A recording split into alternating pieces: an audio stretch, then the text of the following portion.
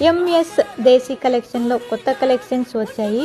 Ugadi and రంజాన్కి ఈ కలెక్షన్లు తెప్పించాము.